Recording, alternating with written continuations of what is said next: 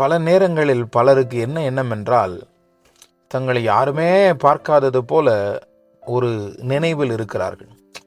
என்னை யாருமே பார்க்கல, யாருக்கு என்னை தெரியும், நான் தனியாக ரூமில் இருக்கேன், அல்லது இங்கே யாரும் வர்றதுக்கு வாய்ப்பே இல்லை என்று சொல்லி தன்னை யாருமே பார்க்காதது போல நினைத்து கொண்டிருக்கிறார்கள்.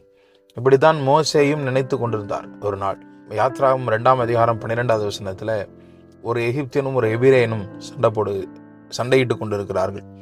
அப்பொழுது இவன் போய் அங்கே அவர்கள் இருவரையும் விலக்கி அங்கே சுற்றிலும் பார்த்து ஒருவரும் இல்லை என்று அறிந்து எகிப்தியனை வெட்டி அவனை மணலிலே புதைத்து போட்டான் என்று சொல்லி அங்கே நாம் பார்க்கிறோம்.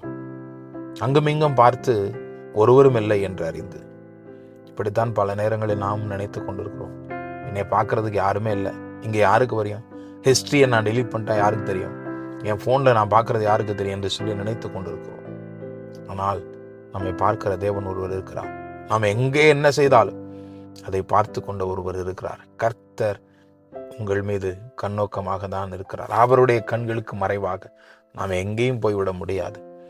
ஆகவே யாரும் என்னை பார்க்கவில்லை என்று சொல்லி நினைத்து கொண்டிருக்காதீர்கள். கர்த்தர் என்னை பார்க்கிறார் என்கிறதான எண்ணம் உங்களுக்குள்ளே இருப்பதாக. ஆமென்.